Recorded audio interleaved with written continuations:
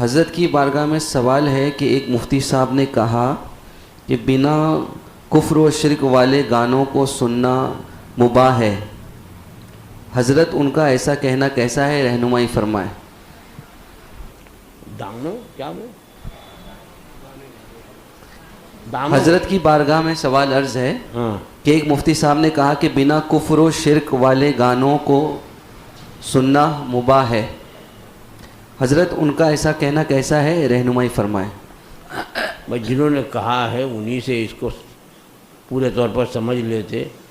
بھائی ہمارے سمجھ یہ کہ جب گانا بولتے ہیں نا، لفظ گانا، تو یہ لفظ جو ہے معروف اور مشہور ہے کہ اس گانے، اس لفظ سے مراد جو ہے وہ مزامیر، میوزک کے ساتھ جو اشعار پڑھے جاتے ہیں.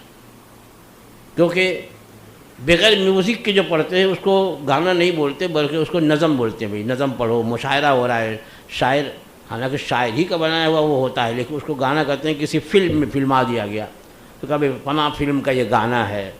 فلاں نے گایا. تو گانا جب بولا جاتا ہے نا تو ایک اس کی اصطلاح ہے، اور اس کے لیے بغیر میوزک کے اس کا تصور ہی نہیں ہوتا. جب بولے کہ گانا گانا تو فلاں فلم گانا، فوراً اس کے ساتھ اس کی میوزک بھی آئے گی. مزامیر، اور مزامیر حرام ہے. یوں اگر اشعار کوئی پڑھے، جیسے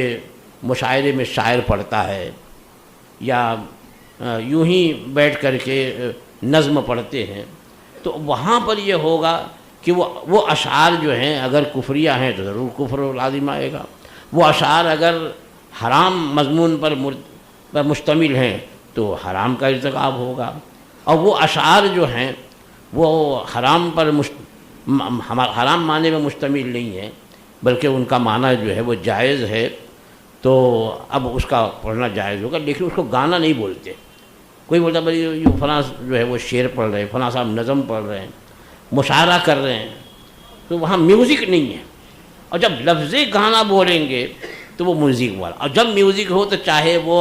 مضمون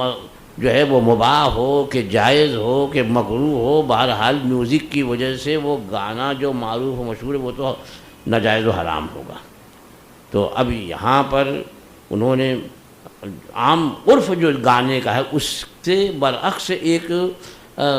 مفہوم لیا گانے کا کہ اشعار. یہاں شاعر کی مراد شاعر کے پیٹ میں ہے، لیکن یہ کہ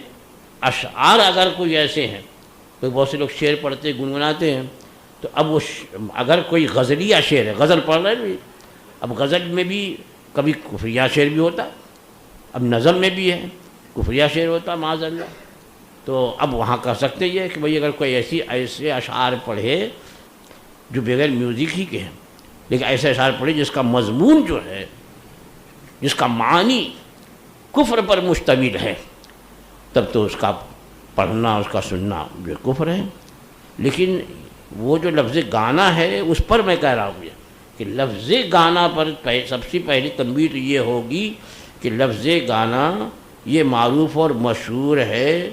فلمی جو گانے وغیرہ ہوتے ہیں ان کے لیے، یا یہ کہ جو مزامیر کے ساتھ، میوزک کے ساتھ گائے جاتے ہیں کہ بھئی یہ محمد رفیع نے گایا اور یہ فلاں نے گایا اور یہ فلاں کا گایا ہوا ہے، یہ گانا ہے، تو اب اس کا تو میوزک کی وجہ سے ویسے ہی حکم جو ہے ناجائز و حرام کا ہوگا. وہاں یہ تفصیل بیان کر کے لوگوں کو موقع دینا ہوگا کہ وہ ٹھیک ہے گانا جو ہے وہ سن سکتے ہو. وہاں میوزک کے بارے میں کوئی حکم نہیں بتایا جا رہا ہے، جبکہ یہ کہا جائے کہ میوزک کے ساتھ جو بھی اشعار پڑھے جائیں گے تو وہ ناجائز ہوں گے. اب گانے عام طور پر گانے جو ہیں، جتنے بھی گانے ہیں وہ فلم سے متعلق ہیں. تو اب فلمی گانے جو ہیں وہ بغیر میوزک کے میرے خیال میں کوئی بھی ایسا گانا نہیں ہوگا کہ جہاں میوزک نہ ہو، ایسی سادہ سادہ پڑھا گیا. بلکہ جو غزلیہ اشعار تھے، سادے پڑھے جاتے تھے، اس کو بھی اگر فلم میں لیا ہے تو اس پر پہلے دھن تیار ہوئی ہے، پوری دھن تیار ہوئی ہے. وہ دھن کے ساتھ جو ہے وہ کوئی گاتا ہے اور پھر ہیرو اس کی نقل کرتا ہے. تو اس لیے گانے کا جب حکم پوچھا جائے تو میرے خیال میں یہی حکم بتایا جانا چاہیے کہ گانا معروف ہے میوزک کے ساتھ اور باجے کے ساتھ اور مزامیر کے ساتھ، اور مزامیر کے بارے میں فقہاء نے فرمایا کہ مزامیر حرام است، تو اس کے ساتھ کوئی بھی شعر پڑھا جائے جس کا نام اب گانا ہو گیا، اس کا سننا جائز نہیں ہے، چاہے مضمون اس کا مباح ہو جائز ہو۔ اور اگر میوزک نہیں ہے اور کوئی غزل کسی نے پڑھی،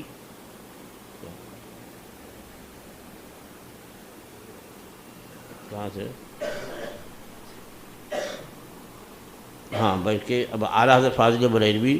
قدس سرہ العزیز فرماتے ہیں کہ وہ گانا جس میں نہ مزامیر ہوں، نہ گانے والے محل فتنہ،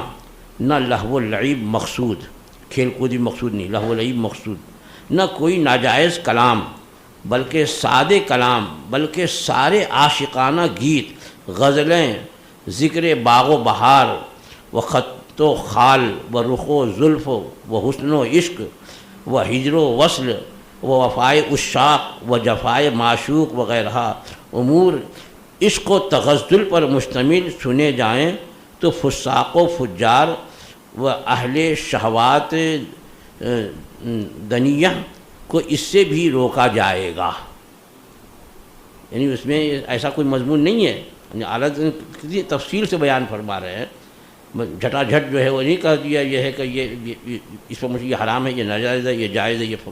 بلکہ یہ مباح ہے۔ کیا فرمایا؟ تو پھر سے سنو اسے کہ وہ گانا جس میں نہ مزامیر ہوں،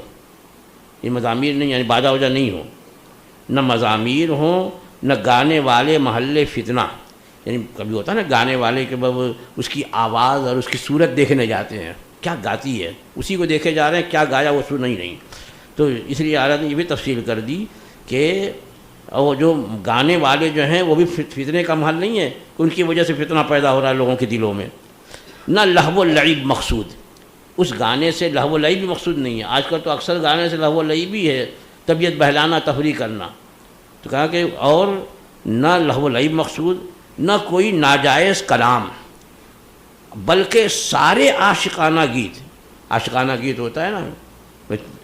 کہ تیری یاد آئی تو نیند بھاگ گئی وغیرہ وغیرہ جو بھی ہو، تو سارے عاشقانہ گیت، غزلیں اور ذکر باغ و بہار، یعنی اس میں غزل میں ذکر ہو باغ و بہار کا